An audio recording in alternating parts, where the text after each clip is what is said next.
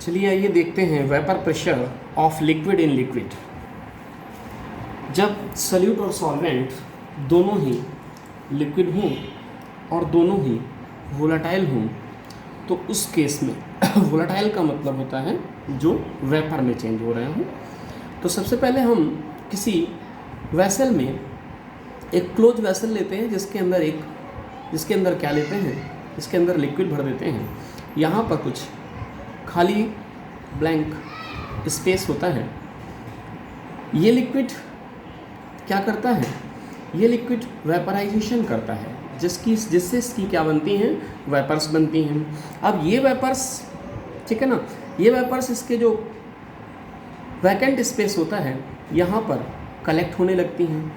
After some time इनमें कुछ देर के बाद क्या होने लगता है, कंडेंसेशन। तो एक तरफ से तो क्या हो रहा है, वेपराइजेशन, दूसरी तरफ क्या हो रहा है, कंडेंसेशन। जब बिटवीन द लिक्विड्स और वेपर के बीच, between the liquid and liquid vapours के बीच क्या होने लगता है बेटा, वेपराइजेशन और कंडेंसेशन। इधर से हो रहा क्या, वेपराइजेशन, इधर से हो रहा क्या, कंडेंसेशन। तो इक्विलिब्रियम मेंटेन हो जाती है। जब इक्विलिब्रियम मेंटेन होती है उस समय the pressure exerted by vapour, तो उन वेपर्स के थ्रू प्रेशर एग्जर्ट किया जाता है, लगाया जाता है। इसी प्रेशर को क्या बोलते हैं, टर्म एज वेपर प्रेशर। आप लिखेंगे कैसे, आप लिखेंगे when a liquid is taken in a closed vessel, a part of liquid evaporates, its vapor occupies available empty space. These vapor cannot escape as the vessel is closed. They will rather have a tendency to condense in a liquid form. Therefore, an equilibrium is established between liquid and vapor phase. The pressure exerts its vapor exert is termed as vapor pressure. तो vapour pressure of a liquid is defined as, हम कैसे define कर सकते हैं, मैंने सीधे definition लिखी यहाँ पर। Vapour pressure of liquid is defined as the pressure exerted by vapour above the liquid surface. Liquid surface के ऊपर वेपर के थ्रू एक प्रेशर लगाया जाता है। कहाँ, कब, in equilibrium with liquid phase eight a given temperature. एक दिए गए टेम्परेचर पर वेपर के थ्रू वेपर सरफेस पर, लिक्विड सरफेस पर एक प्रेशर एक्सर्ट किया जाता है, जिसे हम क्या कहते हैं बेटा, वेपर प्रेशर कहते हैं। आगे बात करते हैं हम, आगे बात क्या करते हैं जरा देखिए, vapour pressure of a liquid solution. Vapour pressure of a liquid solution, vapour pressure of liquid solution क्या होती हैं, कैसे देखेंगे आप। Vapour pressure of liquid solution, liquid solution, Raoult's law for the volatile solutes. Raoult's law किसके लिए, किसी volatile solutes के लिए। जब सॉल्यूट भी वोलाटाइल है, सॉल्वेंट भी वोलाटाइल है, the partial pressure of each component, that means solute और सॉल्वेंट दोनों कंपोनेंट इस का डायरेक्ट क्या होता है, is directly proportional to its mole fraction. जो पार्शियल प्रेशर होता है सारे दोनों कंपोनेंट्स का डायरेक्टली प्रोपोर्शनल होता है उसके मोल फ्रैक्शन के। तो हम क्या लिख सकते हैं, P इज इक्वस टू, मतलब pressure is equals to, pressure is directly proportional mole fraction. तो हम लिख सकते हैं, इसलिए मैंने लिखा यहाँ पर P is equals to, proportional का साइन हटाया, P naught into mole fraction. In case of binary solution, binary solution के केस में क्या होता है, PA is directly proportional mole fraction of A। इसे हम ऐसे लिख सकते हैं, PA is equals to PA naught XA।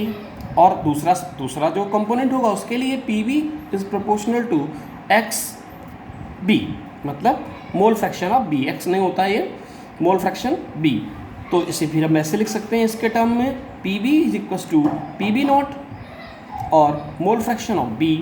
अब क्या है, इफ यदि क्या हो, P टोटल क्या हो, total pressure, then according to the Dalton's law of the partial pressure P total is equal to P A plus P B. एक चीज़ और समझ लेना है यहाँ पर, वेयर जहाँ पर क्या है, P A and P B are the partial pressure of A and B.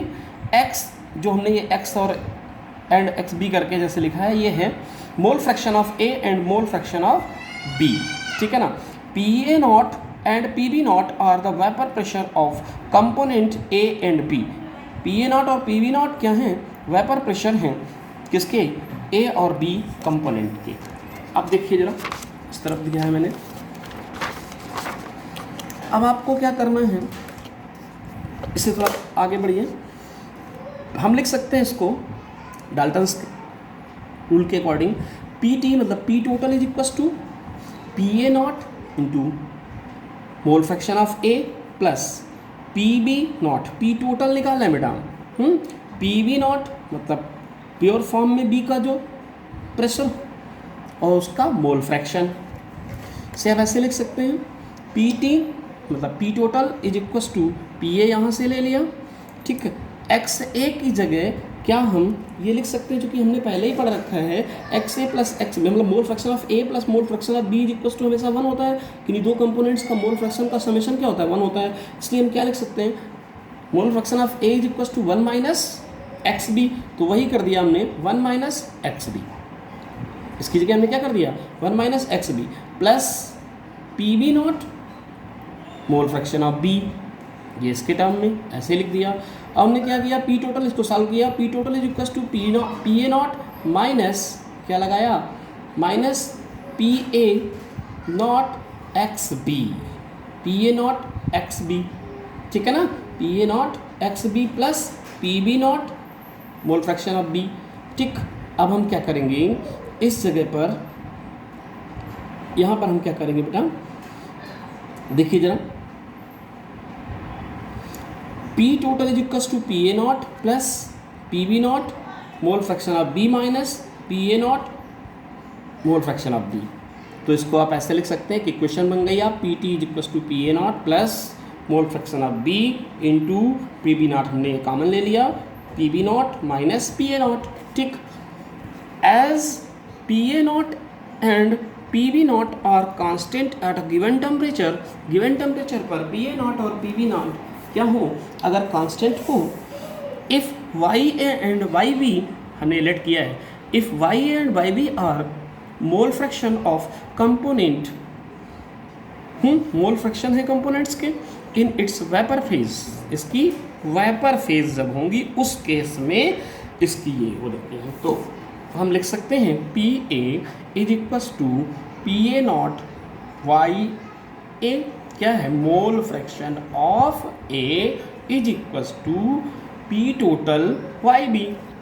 P B के लिए कैसे लिखेंगे, P B is equals to P B not Y B is equals to P T Y B मतलब वही mole fraction of V in vapour phase में, ठीक है। अब हमें अगर ग्राफिकल रिप्रेजेंटेशन देना हो तो बेटा ज़रा ध्यान से देखिए इसको, ग्राफिकल रिप्रेजेंटेशन, इसमें क्या करना है, हमने दो एक्सेस ली, ये वेपर प्रेशर को दिखा रही है, ये मोल फ्रैक्शन, ठीक है। यहाँ पर जो फर्स्ट कंपोनेंट है, मान लीजिए उसे हमने मोल फ्रैक्शन ऑफ फर्स्ट कंपोनेंट ले लिया, मोल फ्रैक्शन ऑफ फर्स्ट कंपोनेंट जब 1 हो तो मोल फ्रैक्शन ऑफ सेकेंड कंपोनेंट क्या होगा, 0 होगा। मोल फ्रैक्शन ऑफ फर्स्ट कंपोनेंट अगर 0 है तो मोल फ्रैक्शन ऑफ सेकेंड कंपोनेंट क्या होगा, उस केस में 1 हो जाएगा।